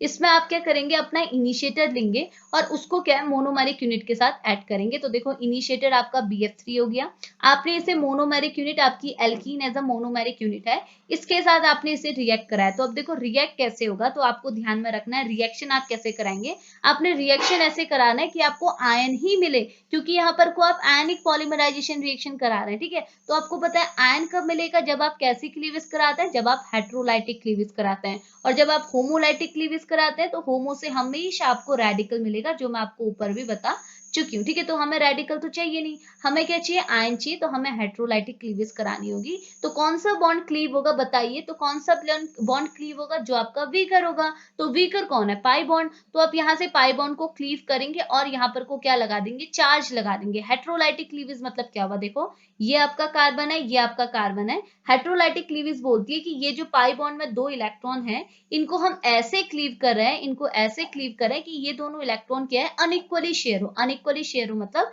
ये दोनों इलेक्ट्रॉन किसकी ओर शिफ्ट हो जाए, जो ज्यादा इलेक्ट्रोनेगेटिव एटम है उसकी ओर शिफ्ट हो जाए, दोनों इलेक्ट्रॉन, ओके। अब देखो ना, आपको यहाँ पर देखने को मिलेगा इसकी लेफ्ट हैंड साइड में भी कार्बन है, राइट हैंड साइड में भी कार्बन है, तो दोनों की इलेक्ट्रोनेगेटिविटी बराबर है। तो हम किसके ऊपर इलेक्ट्रॉन को शिफ्ट करें, दोनों तो इलेक्ट्रोनेगेटिविटी जिसकी देखो देखो अगर यहाँ पर H और देखो H, हाँ देखो H और X होता है, ठीक है। तो आपको पता है X आपका इलेक्ट्रोनेगेटिव है, हाइड्रोजन आपका इलेक्ट्रोपॉजिटिव है। इनके बीच का अगर इनके बीच में पाई बॉन्ड होगा नहीं, बट अगर मैं बोलूं इनके बीच में ये बॉन्ड है, इसको अगर मुझे क्लीव करना है, वो भी हेट्रोलाइटिकली क्लीव करना है, तो मैं कैसे क्लीव करूंगी, हेट्रोलाइटिक क्लीवेज बोलता है अनइक्वल क्लीवेज, ठीक है। तो आप अनइक्वल क्लीवेज में क्या करेंगे, दोनों इलेक्ट्रॉन को एक एटम के ऊपर शिफ्ट करेंगे। आपने X के ऊपर शिफ्ट किया तो X के ऊपर आया नेगेटिव चार्ज, हाइड्रोजन के ऊपर आया पॉजिटिव चार्ज, क्योंकि इसका इलेक्ट्रॉन भी कौन ले गया, X। तो ये बेसिक बात है, ये चीज आपको हो पता होगी, मैं वापस से रिपीट कर रही हूँ। और लोगों को बोर भी लग जाता है, मैं बार बार ये सारी चीजें रिपीट करती हूँ। तो खैर आपको इतनी चीज आई ना। अब देखो हम क्या करेंगे, आपने यहाँ पर को क्लीवेज कराए, तो देखो मैं आपको क्या बताना चाह रही हूँ, यहाँ भी कार्बन यहाँ भी कार्बन, दोनों साइड कार्बन है, तो इलेक्ट्रोनेगेटिविटी बराबर है। बट देखो हम ये चीज सोच सकते हैं ना कि अगर हम बॉन्ड को इस साइड तोड़ेंगे, यानी कि अगर इस साइड में नेगेटिव चार्ज और इस साइड अगर मैं पॉजिटिव चार्ज दे दूं, तो ये क्या कर सकते हैं, CH3 जो ग्रुप है आपके, ये मिथाइल ग्रुप, ये क्या कर सकते हैं, पॉजिटिव चार्ज को यानी कि कैटायन को स्टेबलाइज कर सकते हैं, इसे स्टेबल कर सकते हैं। तो हम पॉजिटिव चार्ज को क्या है, यहाँ जाना प्रेफर, यानी कि राइट हैंड साइड में डालना ज्यादा प्रेफर करेंगे compare to left hand side में, ठीक है। क्योंकि यहाँ पर क्या होगा, पॉजिटिव चार्ज को बैलेंस करने के लिए कोई है नहीं, यहाँ पर इलेक्ट्रॉन की डेफिशिएंसी को बैलेंस करने के लिए आपके कौन से ग्रुप है, मिथाइल ग्रुप है, ठीक है। अब क्या होगा, देखो आपने इसको ऐसे क्लीवेज किया, अब क्या होगा, इसके पास होता है पॉजिटिव चार्ज, क्योंकि ये एज अ इलेक्ट्रोफाइल की तरह एक्ट करता है। तो ये पॉजिटिव चार्ज कहाँ अप्रोच करेगा, नेगेटिव एंड पे। तो CH2 आपका नेगेटिव है, तो देखो ये दोनों जैसे कंबाइन करेंगे तो आपको क्या मिलेगा, BF3 मिलेगा। BF3 ने बॉन्ड बनाए किसके साथ, CH2 के साथ। CH2 के साथ सिंगल बॉन्ड कार्बन, और कार्बन के ऊपर लगा है पॉजिटिव चार्ज, और साइड में आपके दो CH3 ग्रुप। तो देखो चेन इनिशिएट हो गई ना आपके, बस किसने, आपका जो कौन था, आपका जो इनिशिएटर था, इस इनिशिएटर ने आपके मोनोमर के साथ रिएक्ट किया और मोनोमर को भी क्या बना दिया, एक्टिव बना दिया। इतनी चीज क्लियर है। अब देखो मोनोमर में आपका positive charge as it is है, क्योंकि ये आपकी कैटायनिक मैकेनिज्म आप फॉलो कर रहे हैं। अगर एनायनिक करेंगे तो नेगेटिव मिलेगा, अगर फ्री रेडिकल करेंगे तो आपको एक फ्री रेडिकल मिलेगा। इतनी चीज क्लियर आई ना। तो देखो अब अगला स्टेप क्या है, अगले स्टेप में आपने क्या करना है ना, अगला स्टेप हो गया आपका चेन प्रोपोगेशन, ठीक है। अब देखो चेन प्रोपोगेशन में क्या करना होता है, बस हम अपनी चेन को प्रोपोगेट करेंगे, क्योंकि इनिशिएट तो हमने कर दिया, दिया, अब हम क्या करेंगे, प्रोपोगेट करेंगे। तो इसमें हम क्या करते थे, देखो थ्योरी आपकी एज इट इज है, हर जगह आपने सेम लिखना है, एग्जाम्पल बस आप प्रॉपरली एक्सप्लेन कीजिएगा। तो चेन प्रोपोगेशन में आप क्या करेंगे, देखो आपने क्या किया, अपना इनिशिएटर को रिएक्ट कराया मोनोमर के साथ, जैसे रिएक्ट किया तो मोनोमर आपका एक्टिव हो गया। अब आप क्या करेंगे, एक्टिवेटेड मोनोमर को क्या है, बाकी के मोनोमर के साथ रिएक्ट कराएंगे, ताकि जब ये आपस में रिएक्ट करे तो एक मोनोमर की लंबी सी चेन आपको दे दे, जिसे आप बोलते हैं पॉलीमर। यही तो हमने करना है। तो चेन प्रोपोगेशन में बस आप क्या करेंगे, अपना एक्टिवेटेड मोनोमर को नॉर्मल मोनोमर के साथ रिएक्ट करेंगे, ठीक है। अब रिएक्ट कैसे करेंगे, ये चीज आपने माइंड पर रखनी। देखो कुछ नहीं है, अगर आप क्या है, फ्री रेडिकल के, देखो स्टेप हर जगह सेम ही है। अगर आप फ्री रेडिकल के केस में चेन प्रोपोगेशन कर रहे हैं, तो आपने क्या है, फ्री रेडिकल ही जनरेट करना है। और आपको पता है फ्री रेडिकल कब जनरेट होगा, जब आप होमोलाइटिक क्लीवेज कराते हैं। बस इतने से पॉइंट को माइंड पर रखना है। अब यहाँ पर को हम जो चेन प्रोपोगेशन करा रहे हैं, वो किस में कर रहे हैं, कैटायनिक पॉलीमराइजेशन में कर रहे हैं। तो मुझे क्या है, यहाँ पर को कैटायन ही बनाना है। कैटायन कब बनेगा, जब मैं क्या करूंगी, हेट्रोलाइटिक क्लीवेज कराऊंगी। तो देखो कितना आसान है, हम क्या करेंगे, देखो ये है आपका क्या, एक्टिवेटेड मोनोमर, ये आपका नॉर्मल मोनोमर, इनके बीच में रिएक्शन कराऊंगी, कैसे कराऊंगी, हेट्रोलाइटिकली, ठीक है। तो बस क्या करना है, देखो यहाँ पर आपको रिएक्शन कराने के लिए आप देख सकते हैं, आपके पास एक जगह पॉजिटिव चार्ज है, ठीक है। रिएक्शन कैसे होगी, एक साइड के पास यानी कि एक्टिवेटेड मोनोमर के पास पॉजिटिव चार्ज है। अब ये चाहता है इसके साथ रिएक्ट करना, तो आपको इसमें एक नेगेटिव पॉइंट भी तो ढूंढना होगा, तभी तो रिएक्ट करेगा ना। रिएक्शन कैसे होगी, अगर एक पॉजिटिव है तो वो नेगेटिव के साथ रिएक्ट करेगा, नेगेटिव है तो पॉजिटिव के साथ रिएक्ट करेगा, एक फ्री रेडिकल है तो वो दूसरे फ्री रेडिकल को ढूंढेगा रिएक्ट करने के लिए। सेम चीज है तो है, ऊपर हमारे पास फ्री रेडिकल था तो हमने क्या, फ्री रेडिकल बनाया ताकि वो रिएक्ट करे।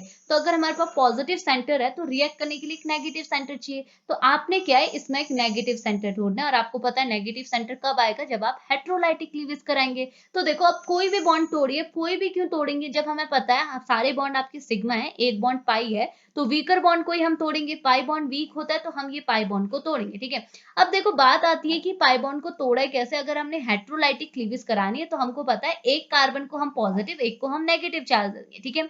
अब बात आती है हम किसको पॉजिटिव और किसको नेगेटिव देते, क्योंकि हमें पता है, देखो अगर मैं HX का आपको एग्जांपल लेते हुए समझाऊं, तो हमें पता है हम जब भी हेट्रोलाइटिक क्लीवेज करते हैं, हम एक को पॉजिटिव एक को नेगेटिव देते हैं। नेगेटिव हम उसको देते हैं जो इलेक्ट्रोनेगेटिव होता है, पॉजिटिव हम उसको देते हैं जो इलेक्ट्रोपॉजिटिव होता है। बट कार्बन कार्बन के केस में तो दोनों इलेक्ट्रोपॉजिटिव है, या फिर आप बोल सकते हैं दोनों की इलेक्ट्रोनेगेटिविटी बराबर है। तो अब हम क्या करेंगे, अब हम क्या करेंगे, इनके साइड ग्रुप को देखेंगे। देखो एक कार्बन के पास दोनों साइड मिथाइल ग्रुप है, और एक कार्बन के पास दोनों साइड क्या है, हाइड्रोजन एटम है। तो अब हम देख सकते हैं, अब ये जो आपका राइट हैंड में जो कार्बन एटम है, इसके एडजेसेंट पोजीशन में मिथाइल ग्रुप है ना। और आपको पता है मिथाइल ग्रुप क्या होते हैं, एक टाइप की इलेक्ट्रॉन डोनेटिंग ग्रुप होते हैं, यानी कि ये अपने इलेक्ट्रॉन क्या है, डोनेट कर सकते हैं। अब देखो अगर ये इलेक्ट्रॉन डोनेटिंग ग्रुप है, तो यहाँ पॉजिटिव चार्ज लगाना ज्यादा बढ़िया है ना। क्यों, क्योंकि यहाँ पर अगर कार्बन के ऊपर आप पॉजिटिव चार्ज लगाएंगे तो कार्बन को इलेक्ट्रॉन की डेफिशिएंसी फील होगी। और अगर इसे इलेक्ट्रॉन की डेफिशिएंसी फील हो रही है, तो उस डेफिशिएंसी को दूर करने के लिए हमारे पास मिथाइल ग्रुप तो है। ये मिथाइल ग्रुप क्या करेंगे, इसकी डेफिशिएंसी को दूर करेंगे। ये क्या करेंगे, इलेक्ट्रॉन को इसको डोनेट करेंगे और इसकी डेफिशिएंसी को दूर करेंगे। अगर मैं यहाँ पर पॉजिटिव चार्ज के बदले नेगेटिव चार्ज लगा देती तो क्या होता, देखो कार्बन को वैसे ही एक्सेस ऑफ इलेक्ट्रॉन लगता, नेगेटिव चार्ज मतलब कार्बन को फील होता कि मेरे पास ज्यादा इलेक्ट्रॉन है, और ज्यादा इलेक्ट्रॉन के साथ साथ इसके पास इलेक्ट्रॉन डोनेटिंग ग्रुप है, जो कि क्या करेंगे, अपने इलेक्ट्रॉन भी इसे डोनेट करेंगे। तो कार्बन के पास इलेक्ट्रॉन का कंसंट्रेशन बढ़ जाता, चीज आपकी बेकार हो जाती, अनस्टेबल हो जाती। तो इससे बढ़िया है कि हम इस कार्बन को क्या दें, पॉजिटिव चार्ज, और इस कार्बन को क्या दें, नेगेटिव चार्ज। आसान था, इतना तो बेसिक है, ये मैं आपको हर जगह बताती हूँ, बट मैं फिर भी आपको बताना चाहती हूँ, मे बी आप नई हो, आपको ना पता हो इसलिए, ओके। तो इतना कर लेंगे। अब क्या करेंगे, देखो हमारे पास पॉजिटिव पॉइंट था, नेगेटिव पॉइंट आ गया, तो अब हम क्या कर सकते हैं, इन दोनों को कंबाइन कर सकते हैं। जैसे आप कंबाइन करेंगे आपको क्या मिलेगा, देखो F3b। अब देखो ना यहाँ पर F3b के ऊपर नेगेटिव चार्ज भी हम कंसीडर करते हैं, क्योंकि देखो ये पहले इलेक्ट्रोपॉजिटिव था, नेगेटिव के साथ अप्रोच कर दिया, इसकी नेगेटिविटी, इसके ऊपर नेगेटिव चार्ज बढ़ गया, इसलिए, ठीक है। बट नहीं लगाना चाहते हैं तो कोई इश्यू नहीं है। तो देखो BF3 है, BF3 के बगल में आया CH2, CH2 के साथ कार्बन, कार्बन के ऊपर पॉजिटिव चार्ज था तो इसने एक नया बॉन्ड बनाया इस CH2 के साथ। तो देखो नया बॉन्ड बना CH2 के साथ, ये नया बॉन्ड है, ठीक है, CH2 के साथ। इसके बगल में कार्बन पॉजिटिव, उसके साथ दो मिथाइल ग्रुप, और इस कार्बन के पास जिसने CH2 के साथ बॉन्ड बनाया, इसके पास भी दो मिथाइल ग्रुप थे। तो देखो चेन आपकी क्या होगी, प्रोपोगेट होगी, ठीक है। अब आप क्या कर सकते हैं ना, इसे वापस से इसे वापस से क्या है, आप दोबारा एक और क्या है आपके जो एल्कीन है इसके साथ रिएक्ट करा सकते हैं, माने कि आप अपने दोबारा एक नए मोनोमर के साथ इसे रिएक्ट कर सकते हैं। जब तक आपकी मर्जी, जितनी लंबी आपको चेन चाहिए आप उतने मोनोमर को ऐड करते हैं। जैसे हमने एक मोनोमर को ऐड किया, इसे देखो ये आपका मोनोमर फर्स्ट था, ठीक है, ये मोनोमर फर्स्ट था, आपने इस मोनोमर फर्स्ट को इनिशिएटर के साथ रिएक्ट कराया तो आपको मोनोमर फर्स्ट एक्टिवेटेड मिल गया, ठीक है। अब आपने इस एक्टिवेटेड मोनोमर फर्स्ट को रिएक्ट कराया किसके साथ, मोनोमर सेकंड के साथ, मोनोमर सेकंड के साथ रिएक्ट किया तो आपको ये मोनोमर फर्स्ट और मोनोमर सेकंड की चेन मिली। अब आप क्या कर सकते हैं, इसे नए मोनोमर यानी कि मोनोमर थर्ड के साथ रिएक्ट कर सकते हैं। तो थर्ड के साथ रिएक्ट करेंगे तो अगेन क्या होगा, देखो थर्ड भी तो आपका बिल्कुल ऐसा ही होगा, देखो मैं लिख देती हूँ आपका CH2 नेगेटिव, आप क्लीवेज बिल्कुल वैसे ही कराएंगे, ठीक है, जैसे अभी समझाई। देखो यही जो मिलेगा आपको क्लीवेज के बाद, आप इन दोनों का अप्रोच कराएंगे तो आपको क्या ऑब्टेन होगा, देखो मैं यहाँ पर लिख देती हूँ, सॉरी थोड़ा हैंग कर रहा है ये। तो आपको क्या मिलेगा, देखिए यहाँ पे आपको क्या मिलेगा, F3B, यहाँ पे होगा आपका CH2, यहाँ पे होगा आपका कार्बन, यहाँ पे होगा आपका मिथाइल, ये भी होगा आपका मिथाइल, ये सिंगल बॉन्ड, ये आपका CH2 के साथ कार्बन, देखो इसके बाद पॉजिटिव है, ये नेगेटिव से अप्रोच करेगा तो मिलेगा आपका CH2, और इसके बाद दो मिथाइल ग्रुप है तो आपने मिथाइल ग्रुप यहाँ लगा दिया, एक मिथाइल ग्रुप यहाँ लगा दिया, तो CH2 के बगल में कार्बन पॉजिटिव और इसके पास देखो CH3। तो देखो बस यही चेन आपकी थोड़ी बढ़ गई। अब आप चाहें तो आप एक और M4 को भी ऐड कर सकते हैं, M5 को भी ऐड कर सकते हैं, जितना मर्जी आप उतना ऐड कर सकते हैं, जितनी लंबी आपको चेन बनानी है आप उतनी लंबी बना सकते हैं, ठीक है। अब बात क्या आ जाती है, आपने लंबी चेन तो बना ली, अब देखो आपको देखने को ये मिलेगा, इस लंबी चेन में थोड़ा सा हैंग कर रहा है ये, रुकिएगा, इस लंबी चेन में आपको क्या देखने को मिलेगा, जो एंड है ना, ये जो आपका एंड पोर्शन है, इसमें आपको वही आयन मिलेगा जिसकी आप बात करें। जैसे आप कैटायनिक मैकेनिज्म की बात करें तो इसके एंड में आपको कैटायन मिलेगा, फ्री रेडिकल की बात करें तो एंड में आपको फ्री रेडिकल मिलेगा, एनायनिक की बात करेंगे तो एंड में आपको एनायन यानी कि नेगेटिव चार्ज मिलेगा, ठीक है। ये चीज आप ध्यान पर रखिएगा, ये आपको बिल्कुल रिएक्शन को सही करने में आपके ध्यान पर रहेगी, मतलब हाँ आप सही जा रहे हैं ऐसा कुछ, ठीक है। तो इतना हुआ। अब आप क्या करेंगे, देखो हमने चेन को प्रोपोगेट कर दिया, अब बात आती है चेन को टर्मिनेट करने की, क्योंकि देखो अगर आपके चेन के एंड पे पॉजिटिव चार्ज, नेगेटिव चार्ज या फिर फ्री रेडिकल बन रहा है तो ये जो स्पीसीज है ये भी तो आपकी इनएक्टिव स्पीसीज है, क्योंकि ये भी तो एक कैटायनिक स्पीसीज है, तो ये स्पीसीज भी इनएक्टिव है, तो यहाँ पे हम रिएक्शन को तो फिनिश कर नहीं सकते। अब हमने क्या करना होगा, इस पॉजिटिव चार्ज को यहाँ से हटाना होगा रिएक्शन को कंप्लीट करने के लिए, और इस स्टेप को बोलते हैं चेन टर्मिनेशन। चेन टर्मिनेशन में हम क्या करते हैं, जो आपका ये कैटायन है इसे क्या करते हैं, टर्मिनेट। अगर एनायन पढ़ेंगे तो एनायन को टर्मिनेट करेंगे, फ्री रेडिकल पढ़ेंगे तो फ्री रेडिकल को टर्मिनेट करेंगे। यहाँ पे हम कैटायन की बात करें तो हम बोलेंगे चेन टर्मिनेशन में हम किसको टर्मिनेट करेंगे, कैटायन को टर्मिनेट करेंगे। अब यहाँ पे क्या होता है, कैटायन को टर्मिनेट करने के लिए हमारे पास दो मेथड होते हैं, दो से ज्यादा भी होते हैं बट यहाँ पे दो मेथड लिखे हैं। एक है आपका प्रोटॉन रिलीज का और एक है combination with the any part of initiator, ठीक है। तो प्रोटॉन रिलीज आपको क्या बोलता है ना, प्रोटॉन रिलीज बोलता है कि बस आप क्या करो, अपने ये जो आपका प्रोपोगेटेड जो आपका कार्बन नहीं, पॉलीमर की जो ये चेन आपको देखने को मिली है, इससे आप क्या करो, एक प्रोटॉन को रिलीज कर दो, ठीक है। और जैसे आप प्रोटॉन को रिलीज करेंगे ना, आपको क्या होगा, आपका फाइनल पॉलीमर मिल जाएगा, ठीक है। कैसे, देखो मैं आपको एक्सप्लेन करती हूँ, मैं इनको ये चिर पिचिर को हटा देती हूँ पहले, ठीक है। अब देखो प्रोटॉन का ट्रांसफर आपने कैसे किया इससे, ये देखो ये आपकी पूरी चेन है, इससे मुझे एक H पॉजिटिव आयन यानी कि प्रोटॉन को निकालना है, तो मैं क्या कर सकती हूँ, ये जो आपका कैटायन वाला कार्बन था ना, इसके एडजेसेंट पोजीशन, ये इसकी एडजेसेंट पोजीशन हुई, इससे क्या कर सकती हूँ, अल्फा पोजीशन से मैं क्या कर सकती हूँ, हाइड्रोजन को निकाल सकती हूँ। अगर मैं यहाँ से एक हाइड्रोजन को निकालूं तो ये क्या बन जाएगा, CH2 बन जाएगा। और देखो हाइड्रोजन भी कैसे निकलेगा आपका, कैसे निकलेगा, आपको यहाँ पॉजिटिव चाहिए तो यहाँ नेगेटिव चाहिए, यानी कि आपको क्या चाहिए, हेट्रोलाइटिक क्लीवेज से आपने यहाँ से हाइड्रोजन को निकालना है।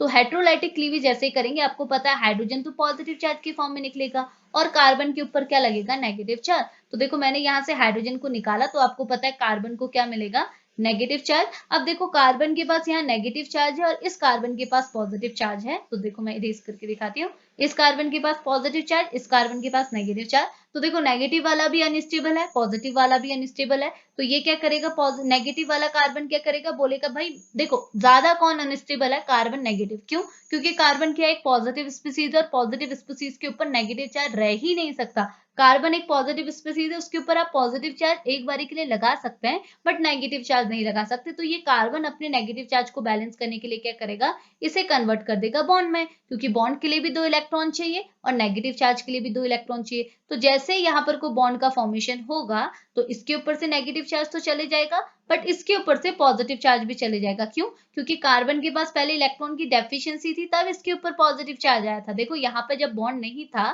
तो कार्बन के पास कितने बॉन्ड थे? 3 बॉन्ड थे।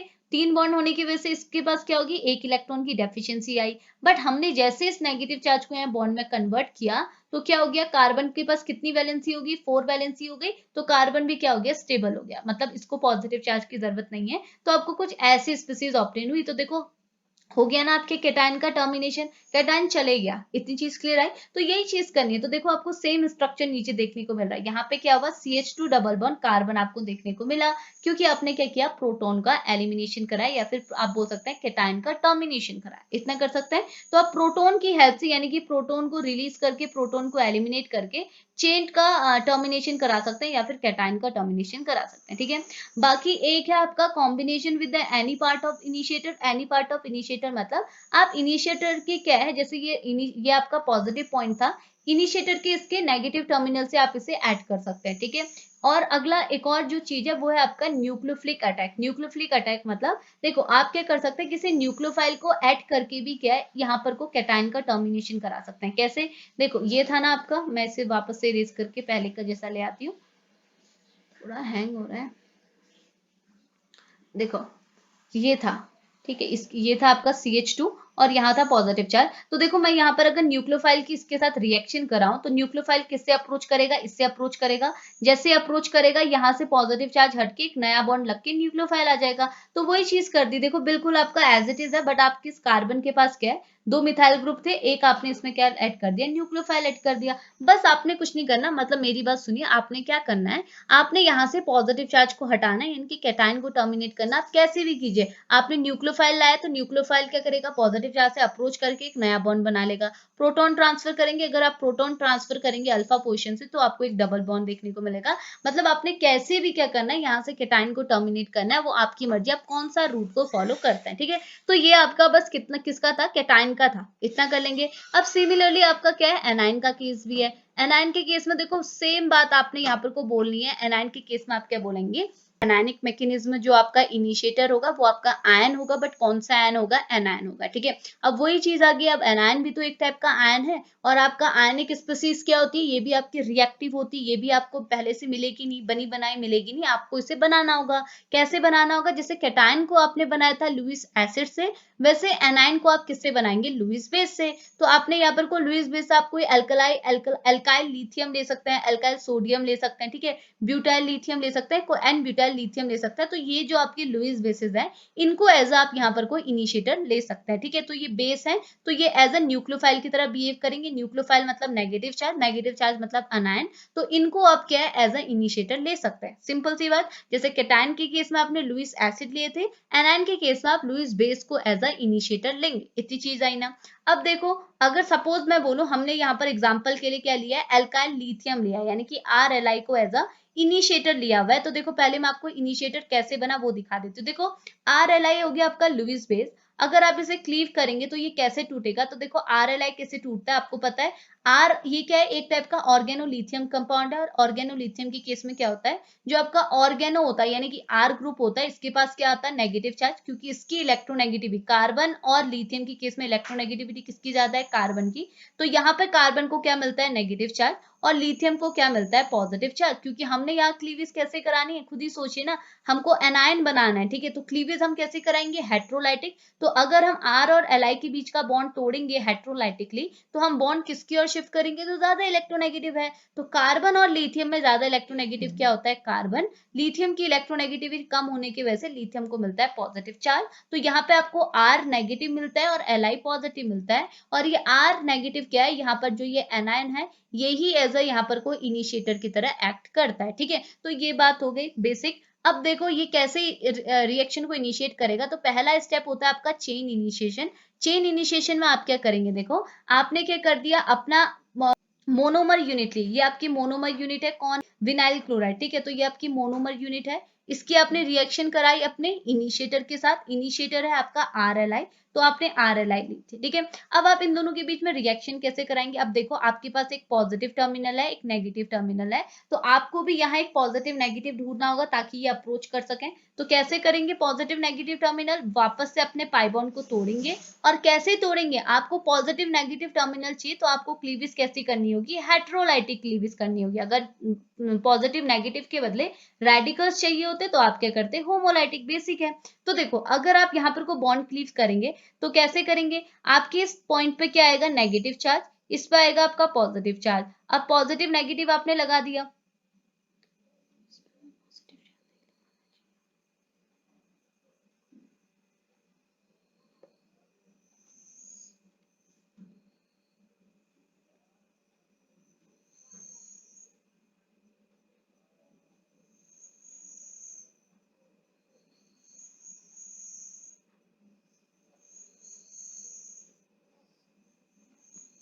ठीक है। अब देखो हमने क्या किया, इस साइड आपका नेगेटिव चार्ज क्यों लगा है? क्योंकि यहाँ क्लोरीन लगा है जो कि इलेक्ट्रॉन को क्या करेगा? अपनी ओर अट्रैक्ट करेगा, जिसकी वजह से नेगेटिव चार्ज इस कार्बन की ओर गया, पॉजिटिव चार्ज यहाँ गया, ठीक है।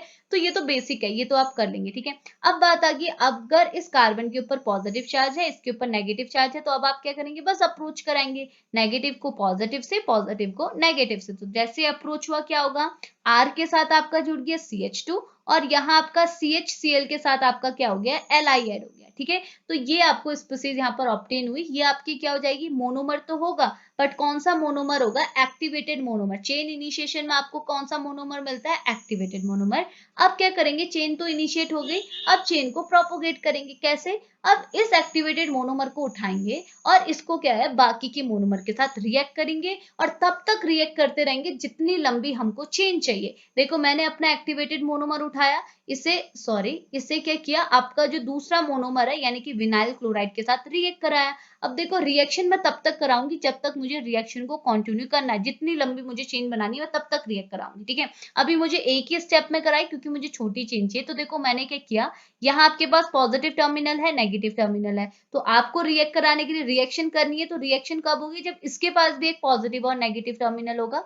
तो वापस से आपने क्लीविज की और आपको क्या मिला? यहाँ पॉजिटिव टर्मिनल, यहाँ पे नेगेटिव टर्मिनल। अब वापस से अप्रोच कराओ, नेगेटिव को पॉजिटिव के साथ, पॉजिटिव को नेगेटिव के साथ। तो देखो चेन आपकी क्या बनी? RCH2 आपको मिला, यहाँ पर CHCl मिला, ये CH किसके साथ अप्रोच हुआ? CH2 के साथ, ठीक है। उसके साथ यहाँ पे आपको क्या मिला? ये आपकी चेन इंक्रीज हुई, यहाँ पर मिला आपका CHL और यहाँ पर मिला आपका क्या? CH, ये देखो CH, और यहाँ पर मिला आपका Cl और नेगेटिव के साथ चले गया आपका पॉजिटिव यानी कि Li। तो चेन आपकी कुछ ऐसी इंक्रीज होगी। अब आप और चाहते हैं तो आप इसे वापस से रिएक्ट कर सकते हैं, किसके साथ? CH2 double bond CH Cl के साथ यानी कि आपका विनाइल क्लोराइड के साथ। तो कैसे करेंगे? वापस से आपने यहाँ पर क्लीविज की तो इसको मिला पॉजिटिव टर्मिनल, इसे मिला नेगेटिव टर्मिनल। तो आप बस अप्रोच करा दीजिए, अप्रोच कराएंगे तो क्या होगा?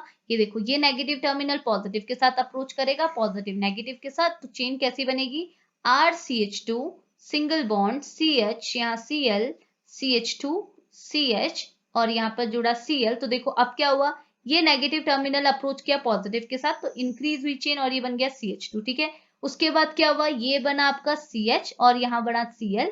ये नेगेटिव के साथ आपका पॉजिटिव कौन चले गया? Lithium positive. तो बस आपने क्या है, ऐसे मोनोमर्स को ऐड करते रहना है जब तक आपका मन नहीं भरता, करते रहिए, ठीक है, जितनी लंबी आपको चेन चाहिए, ठीक है। तो चेन प्रोपोगेट होगी। अब बात आ गई, अब ये चेन प्रोपोगेट जितना भी करेंगे बट आपको क्या है, एक एंड ऐसा मिलेगा जहां पर नेगेटिव चार्ज है। अब देखो नेगेटिव चार्ज है तो ये भी तो आपकी इनएक्टिव स्पीसीज हुई, रिएक्टिव हुई। अब आप क्या करेंगे? इसको रिएक्टिव है तो यहाँ तक आप रिएक्शन को स्टॉप नहीं कर सकते। यहाँ पे अब आपको क्या करना है?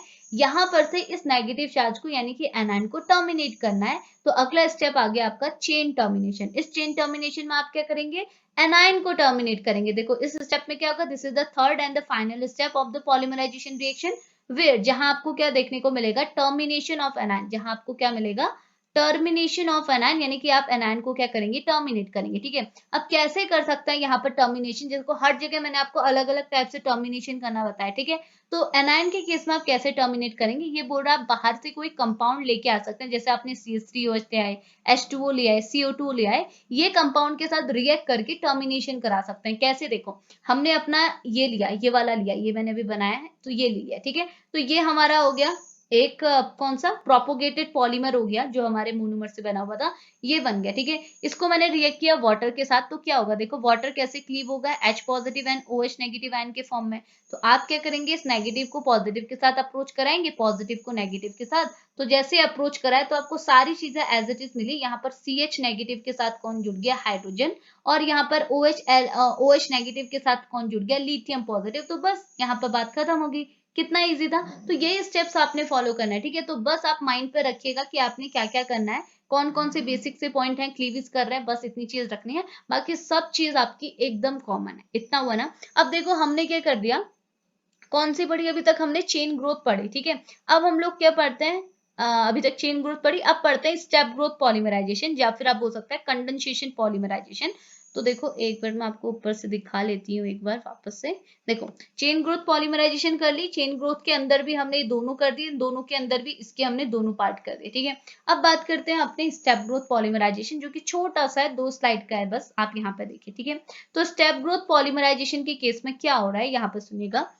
तो स्टेप ग्रोथ पॉलीमराइजेशन में क्या है, बाकी आप देखो, मैंने जैसे आपको लास्ट की उससे बताती आ रही हूँ, इससे पहले से बताती आ रही हूँ। आपने क्या ज्यादा कुछ नहीं लिखना है रिएक्शन पे, क्योंकि हमको क्या है प्रॉपरली मैकेनिज्म पे बात करने को बोला है। तो आप जस्ट यहाँ पर को स्टेप ग्रोथ पॉलीमराइजेशन की सिर्फ डेफिनेशन डाल के काम चला सकते हैं। तो स्टेप ग्रोथ पॉलीमराइजेशन क्या होता है, मैंने आपको बताया। स्टेप ग्रोथ पॉलीमराइजेशन भी क्या है, एक टाइप की पॉलीमराइजेशन रिएक्शन है, जिसमें आपके नंबर ऑफ मोनोमर यूनिट आपस में ऐड होते हैं, ठीक है। आपस में ऐड हो गए एक पॉलीमर की चेन बनाते हैं। बट ये पॉलीमर की चेन जब फॉर्म होगी, इस टाइम पे आपके साइड प्रोडक्ट, जैसे आपका वाटर हो गया, जैसे आपका अल्कोहल हो गया, ठीक है, जैसे आपका एसिड हो गया, जैसे आपका अमोनिया होगा, इनका क्या होता है, एलिमिनेशन भी टेक्स प्लेस होता है, ठीक है। तो ऐसी रिएक्शन को आप बोलते हैं स्टेप ग्रोथ पॉलीमराइजेशन। इसका एक बेसिक एग्जांपल दिया हुआ है नायलॉन पीईटी। इसके अलावा भी काफी एग्जांपल और प्रॉपर्टी एप्लीकेशंस हैं, जो मैं आपको ऑलरेडी पहले के लेक्चर पे बता चुकी हूँ। बट यहाँ पर उनको ऐड मत ही कीजिएगा, क्योंकि देखो काफी लेंथी लेक्चर भी हो चुका है, इतना लंबा अपने वहां पर कोई एग्जाम्पल लिखना भी है।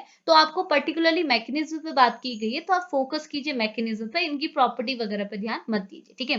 अब अगर स्टेप ग्रोथ पॉलीमराइजेशन की मैकेनिज्म पे बात करें, तो मैकेनिज्म के यहाँ भी 3 ही स्टेप रहेंगे कॉमन। कौन कौन से, chain initiation, chain propagation and chain termination, ठीक है। बट यहाँ पर अंदर कुछ मतलब काम तो सेम होगा, बट करने वाले कोई और होंगे। जैसे चेन इनिशिएशन में हम ऊपर क्या कर रहे थे, इनिशिएटर का यूज कर रहे थे।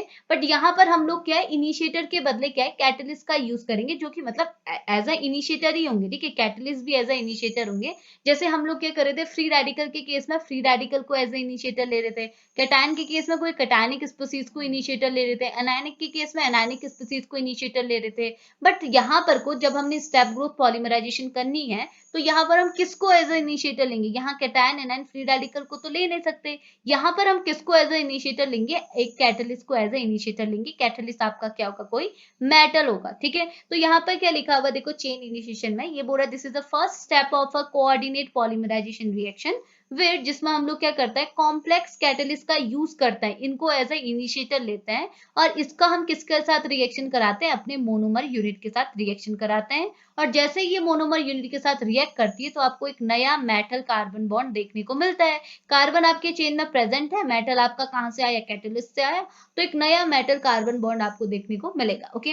अब नया metal carbon bond, metal carbon bond आपका बन गया, तो उसके बाद आप क्या करेंगे, चेन प्रोपोगेशन में जाएंगे। चेन प्रोपोगेशन में तो आपका सेम ही रहेगा। आप ये जो आपको नया मेटल कार्बन बॉन्ड मिला हुआ है, ये जो एक जो यूनिट आपको मिलेगी, ये यूनिट क्या है, बाकी के मोनोमर के साथ second third fourth fifth number of monomer के साथ क्या होगा, अगेन एंड अगेन रिएक्ट करते जाएगी। और क्या होगा, आपको एक नया एक लंबी सी चेन किसकी मिलेगी, मेटल कार्बन बॉन्ड की एक लंबी सी चेन आपको ऑब्टेन हो जाएगी। उसके बाद चेन टर्मिनेशन में क्या होगा, टर्मिनेट करेंगे किसको, जैसे फ्री रेडिकल के केस में रेडिकल को करते थे, कीटायन के केस में कीटायन को करते थे, एनायन के केस में एनायन को करते थे। सिमिलरली यहाँ हम किसको करेंगे, हम करेंगे इस लार्ज मेटल कार्बन बॉन्ड का जो लिंक रहेगा उसको टर्मिनेट करेंगे। तो यहाँ पर लिखा है, this is the third and the final step of the coordinate polymerization reaction, जिसमें क्या होगा, where the termination of a large chain, हम लोग क्या करते हैं, इस लार्ज चेन मेटल कार्बन का क्या करते हैं, टर्मिनेशन कराते हैं, ठीक है। और कैसे कराते हैं, इसका रीजन देखो, हर जगह कैसे कराते हैं, बार बार आ रहा था। यहाँ कैसे कराते हैं, by the transfer of hydrogen atom from the monomer atom. और या फिर आप बोल सकते हैं from the activated hydrogen containing compound, या फिर आप बोल सकते हैं आप ऐसे कंपाउंड के साथ उसे रिएक्ट कराओ जिसके पास एक्टिवेटेड हाइड्रोजन है, उसके साथ रिएक्ट कराओ, या फिर आप क्या करो एक मोनोमर से हाइड्रोजन का ट्रांसफर करो। मतलब आप बोल सकते हैं हाइड्रोजन के ट्रांसफर आपने क्या करना है, अपने कंपाउंड को क्या देना है, हाइड्रोजन देना है। इसकी हेल्प से क्या कर सकते हैं आप, मेटल कार्बन की लॉन्ग चेन को क्या कर सकते हैं, आप टर्मिनेट कर सकते हैं। ठीक है, तो ये 3 कॉमन स्टेप सबके होते हैं। तो ये 3 स्टेप आपने यहाँ पर कोई कॉमन स्टेप यहाँ पर को फॉलो करना है। ठीक है, तो बस इतनी चीज आपने करनी है, बस इतना एक्सप्लेन करना है, इसमें ज्यादा कुछ नहीं है, स्टेप ग्रोथ में आपका कुछ नहीं है। मेन हमने क्या किया था, आपका जो है वो है आपका किस पे, चेन ग्रोथ पॉलीमराइजेशन पे, क्योंकि हमने उसमें वेरियस टाइप्स भी देखने हैं। ठीक है, तो इतना कर लेंगे। तो बस यही था आपका, काफी लेंथी हो गया I think, mechanism of polymerisation reaction. तो अभी इस लेक्चर को यहीं पे फिनिश करते हैं, मिलेंगे नेक्स्ट लेक्चर पे काइनेटिक्स ऑफ पॉलीमराइजेशन रिएक्शन पे। तो तब तक के लिए लेक्चर को यहीं पे फिनिश करेंगे, मिलेंगे नेक्स्ट लेक्चर पे, तब तक के लिए बाय बाय।